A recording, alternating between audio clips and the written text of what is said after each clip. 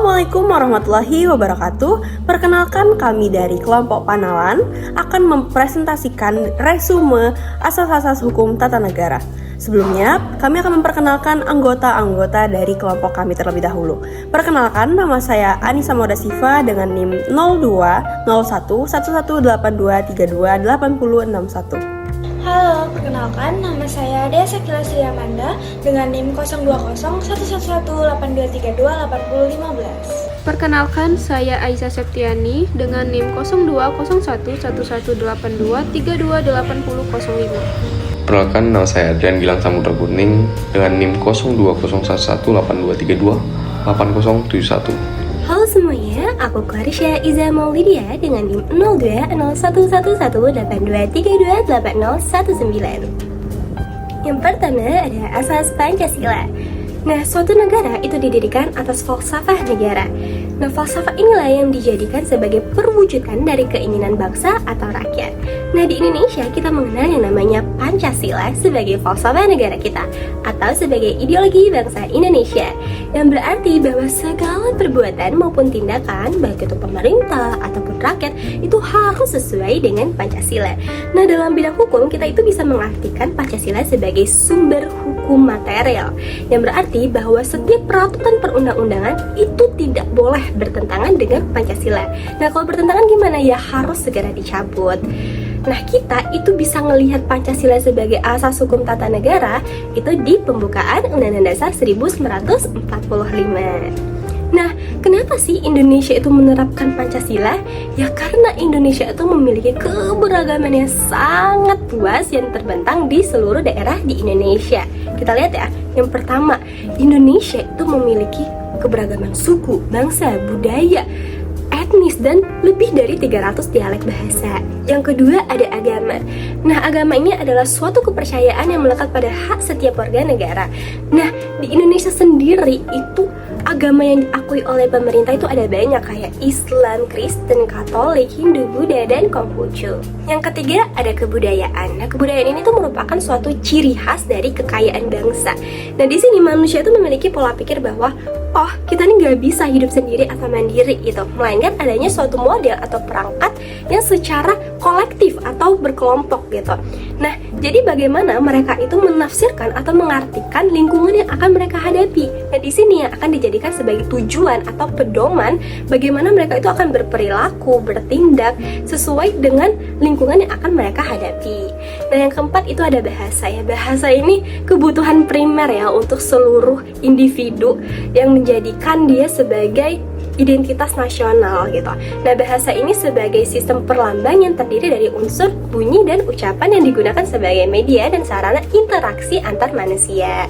Nah, sebenarnya selain identitas tersebut ada lagi identitas Negara Kesatuan Republik Indonesia, itu bisa dibagi menjadi 3 bagian. Yang pertama ada identitas fundamental, yaitu Pancasila sebagai falsafah bangsa, ideologi negara, dan dasar negara.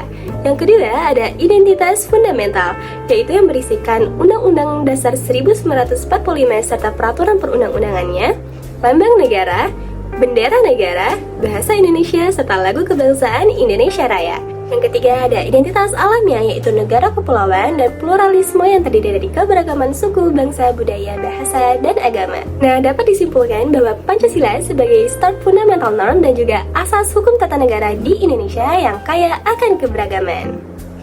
Setelah UUD 1945 dari amandemen, maka telah ditegaskan dalam pasal 1 ayat 3 bahwa negara Indonesia adalah negara hukum. Nah, asas negara hukum artinya atau kita sebut sebagai konsep restart, yaitu pertama, adanya UUD atau konstitusi yang membuat tentang hubungan antara pengusaha dan rakyat. Kedua, adanya pembagian kekuasaan, diakui dan dilindungi adanya hak-hak kebebasan rakyat. Selain adanya konsep restart dikenal dengan konsep the rule of law yang berkembang dan lahir di negara Anglo-Saxon yang berdasarkan sistem hukum common law serta bersifat yudisial. Nah, istilah rule of law ini ada 2 arti. Pertama, rule of law dalam arti formil, yaitu suatu kekuasaan publik di mana tersistem serta terorganisasi di mana ini memiliki suatu tindakan dan perbuatan atau kaidah-kaidah norma serta hukum yang didasarkan kepada hierarki suatu pemerintah dari yang lebih tinggi. Unsur-unsur rule of law meliputi 1. Perlindungan terhadap HAM. 2. Setiap tindakan pemerintah harus didasarkan pada peraturan perundang-undangan. 3. Distribution of power. 2.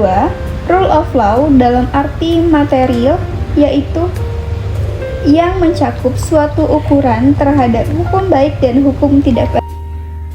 Selanjutnya adalah asas kedaulatan rakyat dan demokrasi.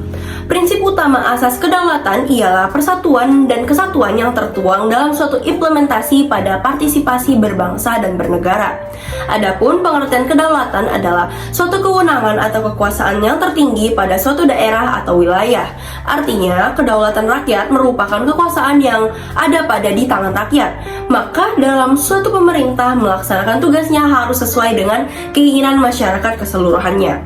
Oleh karena itu, asas kedaulatan rakyat dan demokrasi bertujuan agar setiap tindakan atau kebijakan pemerintah harus berdasarkan dengan kemauan rakyat dan dapat dipertanggungjawabkan kepada rakyat melalui wakil-wakilnya sesuai dengan hukum. 4. Asas kesatuan. Pasal 1 ayat 1 Undang-Undang Dasar 1945 menyatakan bahwa negara Indonesia sebagai suatu negara kesatuan yang berbentuk republik. Adapun maknanya bahwa kekuasaan tertinggi atas semua urusan negara ada di tangan pemerintah pusat. Negara Kesatuan Republik Indonesia dapat menjadi dasar suatu proses persatuan dan juga kesatuan, di mana saling untuk mengingat akan bangsa Indonesia memiliki keragaman suku, agama, bangsa, budaya, serta wilayah yang sangat luas, di mana ini menjadi satu warisan yang tidak boleh disia-siakan dan harus tetap dipersatukan sesuai dengan semboyan Bhinneka Tunggal Ika. Dengan demikian, negara harus mengakomodir atas kekayaan yang ada menjadi suatu identitas demi terciptanya sebuah persatuan dan kesatuan, yang mana ini tertuang di dalam Pancasila yang menjunjung tinggi persatuan dan kesatuan bangsa dan negara. Dengan demikian, asas kesatuan merupakan salah satu upaya dalam mewujudkan masyarakat yang bersatu sehingga terjadi rasa aman tanpa adanya diskriminasi, yang prinsipnya pada tanggung jawab tugas-tugas pemerintah tetap berada di tangan pemerintah pusat. Yang terakhir ada asas pembagian kekuasaan dan checks balance. Menurut teori Montesquieu yang biasa disebut dengan tres politica, suatu pembagian kekuasaan dapat dibagi menjadi 3, yaitu ada legislatif, eksekutif, dan yudikatif. Hubungan dari pembagian kekuasaan dan checks and balance sendiri yaitu pembagian kekuasaan berarti bahwa kekuasaan tersebut dibagi menjadi beberapa bagian-bagian tertentu dan tidak dipisahkan yang memungkinkan adanya kerjasama antara bagian-bagian tersebut. Itulah yang disebut dengan checks and balance. Tujuan dari hal ini agar tindakan dari raja yang sewenang-wenangan dapat dihindari dan kebebasan serta hak-hak rakyat dapat terjamin dengan baik. Dengan demikian, Undang-Undang 1945 tidak menganut pembagian kekuasaan negara seperti yang dikemukakan oleh John Locke dan teori Montesquieu yang sudah saya disebutkan di awal tadi. Akan tetapi, Undang-Undang 1945 membagi kekuasaan negara dalam lembaga-lembaga tinggi negara tersebut dan mengatur pula hubungan timbal balik antara lembaga tinggi negara tersebut di Indonesia. Baiklah, mungkin itu saja penjelasan dari kelompok kami. Kami ucapkan terima kasih dan maaf. Kami akhiri. Wassalamualaikum warahmatullahi wabarakatuh.